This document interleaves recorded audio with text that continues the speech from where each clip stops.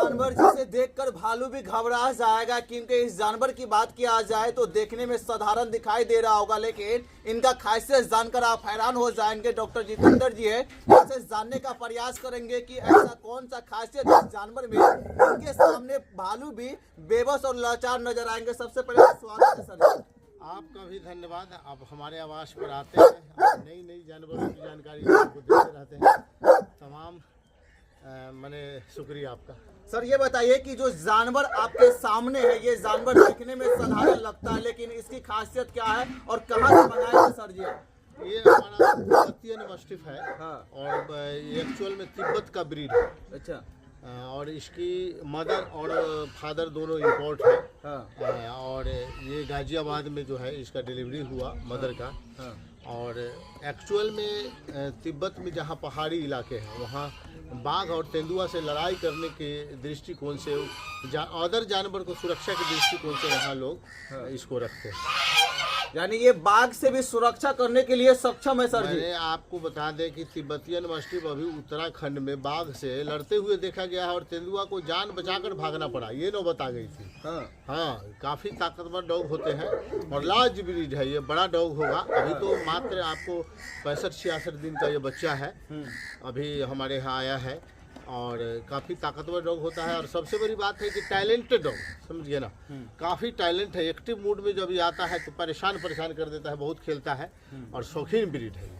अच्छा सर जी ये बताइए कि इनके अंदर के जो खासियत है वो इनका उम्र के साथ साथ खासियत देखने को मिलता है, इनका जज्बा देखने को मिलता है? जरूर देखने को मिलेगा। अभी तो ये बच्चा है जी। और आपको बता दें कि इसके लाने के पहले मेरे पास कई डॉग है। अभी आप बगल में आप देख रहे होंगे पाकिस्तानी बुल्ली है जी।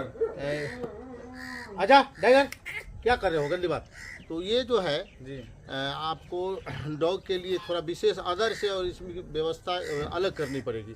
इसके लिए एसी, कूलर और हमारे यहाँ बिजली का भी प्रॉब्लम है, तो फैन का भी व्यवस्था इसके लिए किया गया है। क्योंकि इसके बाल बड़े बड़े होते हैं, इसलिए सारी तमाम चीज़ों का ख्याल रखना पड़ता है। हाई मेंटेनेंस का डॉग है, थोड़ा सा मेंटेनेंस इसमें अदर के अपेक्षा हाई करना पड़ेगा। यानी पाकिस्तानी बुल्ली जो है उससे मेंटेन इनका अलग रखना पड़ेगा। देखिए, पाकिस्तानी बुल्ली एक्चुअल में आपका देसी ब्रीड है। ये हमारा जो है ना, हमारे यहाँ का देसी ब्रीड है ये। आपको एक बात बता दें कि जब भारत और पाकिस्तान का बंटवारा नहीं हुआ था तो ये इंडियन मस्टिफ के नाम से जाना जाता था, समझ गए ना।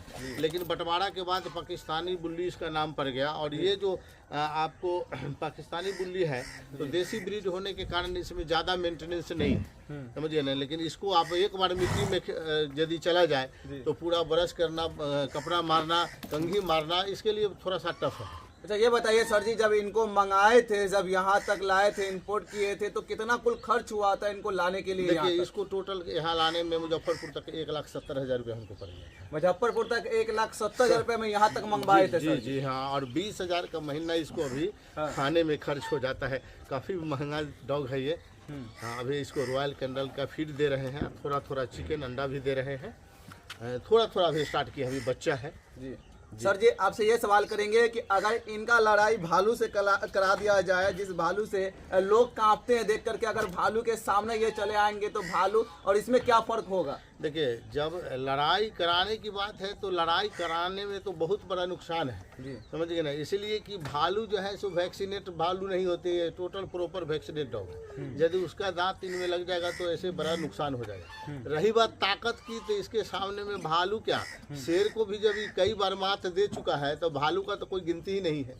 जी हाँ सर, आपसे सवाल ये करेंगे कि जब इस तरीके का जानवर पालते हैं, बहुत सारे जानवर को आप रखे थे, पाकिस्तानी बुल्ली से लेकर के आप चाइनीज से भी एक डॉग को इंपोर्ट किए थे, मंगवाए थे, तो ये बताइए सर इनका मकसद क्या है आपको ये सब जानवर रखने का? देखिए, एक बात मैं बता दूं कि जितना भी मैं जानवर रखता हूं उसमें सिर्फ मेल रखता हूं, मैं फीमेल नहीं रखता हूं। मैं कोई ब्रीडर नहीं हूं और मैं कोई ब्रीडिंग पर्पज से इसको बिजनेस के ख्याल से, मैं शौक है, मेरा हॉबी है बचपन से कि मैं अच्छा ब्रीड रखूँ। जैसे आपको घोड़ा भी मेरे पास में है, कुत्ते हैं, सांड है, गाय है, भैंस है, बहुत सारे जानवर है।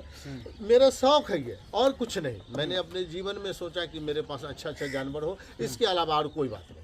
सर जी ये बताइए कि कुल जानवर जो आपके पास हुआ कितना का संपत्ति, मतलब जानवर में कितना कुल खर्च करना पड़ता है महीने का? देखिए जानवर में बहुत खर्च होता है, ये सब कहना बड़ा मुश्किल हो जाता है, फिर भी मोटा मोटी 1 से सवा लाख रुपए महीना भी खाने इस लोग को खिलाने में खर्च है। और लगभग 25 लाख से लेके 50 के बीच में मोटा मोटी जानवर ये सब है अभी हमारे पास। यानी हमारे साथ में जो एक आपको डॉग दिखाई दे रहा होगा, ये डॉग देखने में साधारण लग रहा है, लेकिन इनको देख करके आप भालू को भूल जाएंगे। जिस भालू के सामने शेर बेबस और लाचार नजर आता है, इनके सामने जब भालू आएंगे तो बेबस और लाचार हो जाएंगे। क्योंकि इन डॉग की बात किया जाए तो देखने में भले ही साधारण लग रहा हो, लेकिन जब ये पाकिस्तानी बुल्ली के सामने जब आता है तो पाकिस्तानी बुल्ली भी इनके सामने फीका पड़ जाता है। क्योंकि दोनों में कंपेयर किया जाए तो पाकिस्तानी बुल्ली आपको शेर की तरह दिखाई दे रहा होगा, लेकिन ये आपको भालू की तरह दिखाई दे रहा है। और दोनों में कंपेयर किया जाए तो सबसे ज़्यादा जो ताकतवर है ये बुल्ली है। और इनकी बात किया जाए तो ये डॉग है, और ये डॉग जब जवान होता है तो सेम आपको भालू की तरह दिखाई देता है। इस पर आप क्या सोचते हैं, आप कमेंट बॉक्स में ज़रूर लिखें।